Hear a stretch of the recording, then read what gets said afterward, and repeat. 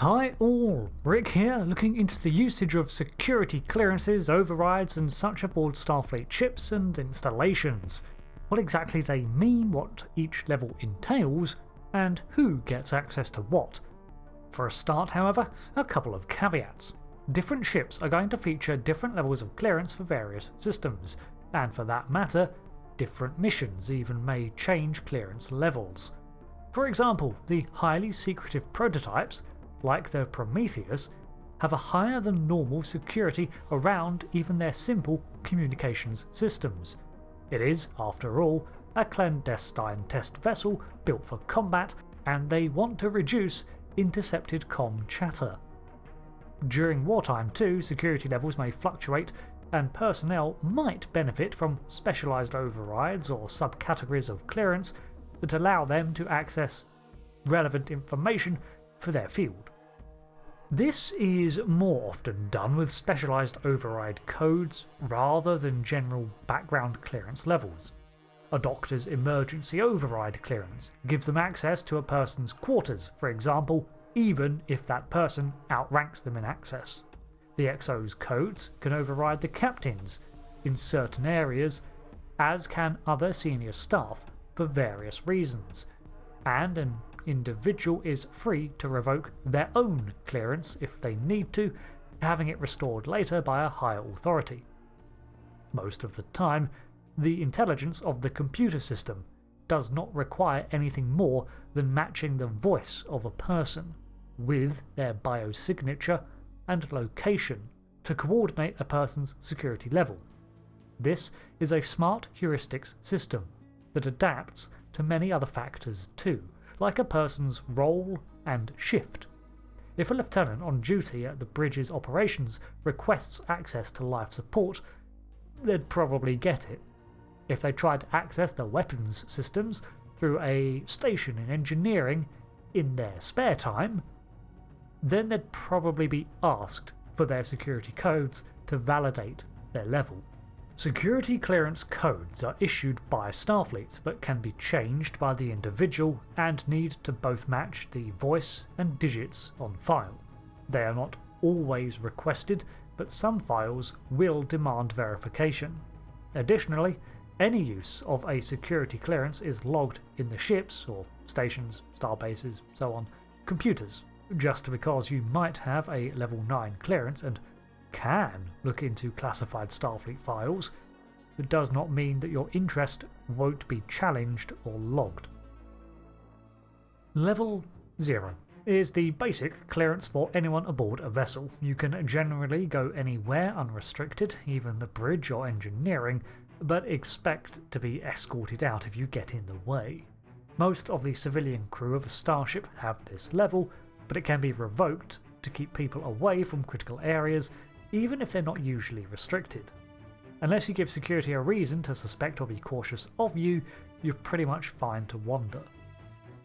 So, starting at level 1, this is the basic level that any assigned crew member gets access to, officer or non-com.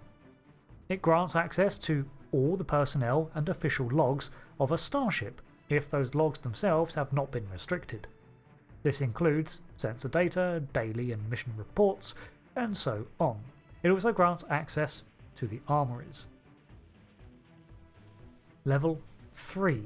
This level sees the beginning of access to certain non-critical classified information.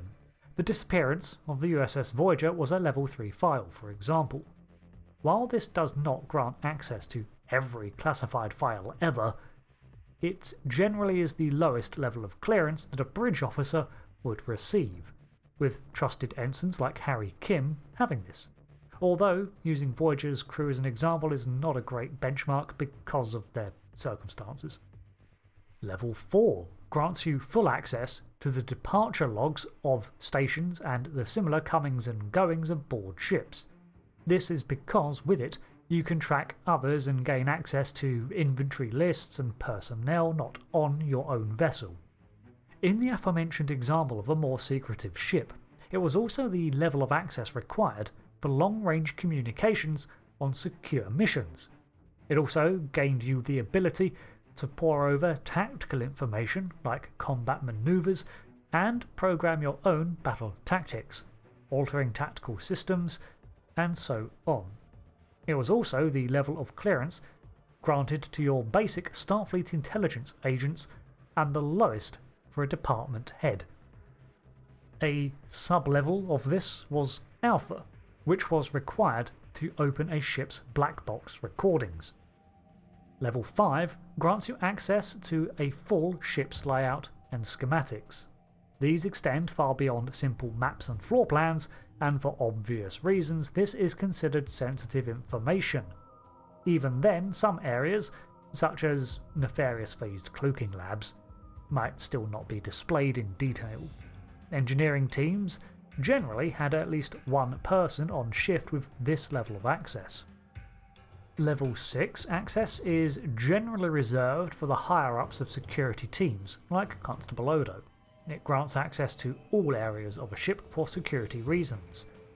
Level 7 is the lowest level a non-Starfleet person must have if they even want to access the armoury, although other privileges associated with this rank may be selective to non-Starfleet personnel.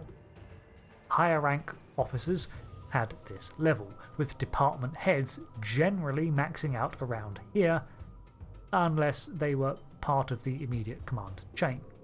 Security chiefs like Odo, Eddington and Worf had this level, supplemented by security overrides, and Jadzia Dax as science officer held this level of access.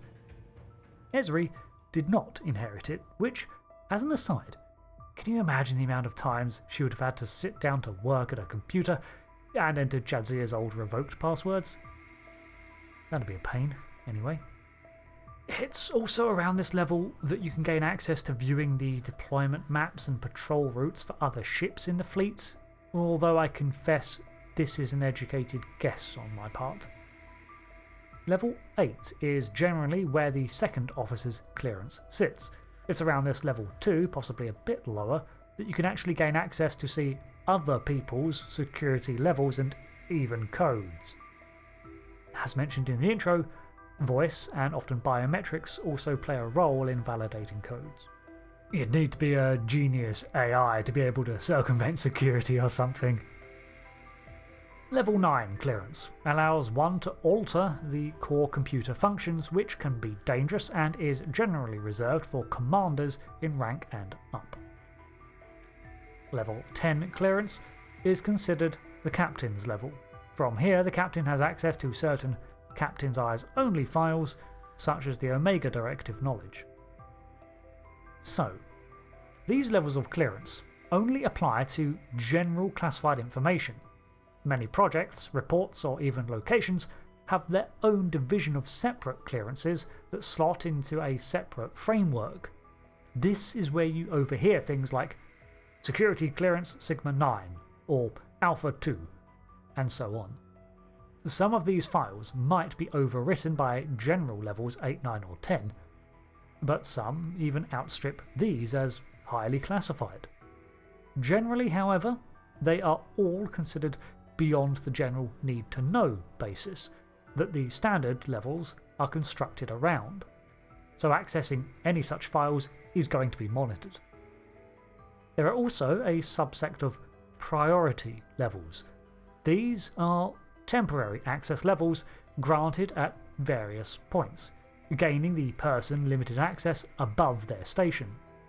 They have to be retroactively justified as they are for emergency use only. For example, Priority 3 on the Enterprise would release defensive information and navigational systems specifics. Then, of course, there are the command authorizations, which are things like the Captain's Override codes. Captain's Overrides are actually seldom needed, as the level 10 clearance bypasses most things, but sometimes specific verifications are needed. More frequently, we witness the security or medical overrides. Much like priority access, these demand a reason to be used, and if they are abused frequently, well, you're looking at reprimands and possibly demotion. Both security and medical override codes generally grant you access to areas that would otherwise be inaccessible without clearance, or bypassing personal locks on doors like quarters. The Captain's Override gets you anywhere on a ship. If it doesn't, something fishy is at play. Abusing your clearance level, revealing information, or letting others into restricted areas can impose penalties, but these are case-by-case affairs. Extenuating circumstances can excise a lot, as we saw with the Omega Directive.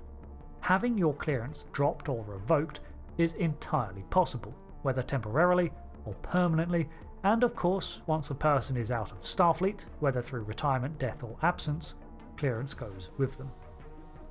Finally, an individual's security clearance can be added to and allowances made without granting them an overall higher level, if their role or circumstance demands it. It's not impossible for someone with low-level clearance to have access to something a lot higher up, should they be granted permissions, but this does not open them up to all the privileges that a higher level entails. This is most often the source of compromises and violations, with canny people getting hold of access they shouldn't have, using it, and then leaving an inroad to get back in for nefarious reasons. Overall, usually it's pretty secure from those outside of Starfleet. However, it seems quite abusable by those within the system already. Numerous times we've seen people be able to spoof someone else's access codes or use their clearance level by fooling the computer into mistaken identity. So, that covers all the lore I could dig up on security clearances and their uses in Starfleet. Most of it is pretty evident, and as you'd expect, but the interesting part I found was the access each layer grants you. Until the next one, thanks again for watching. I've been Rick, and goodbye.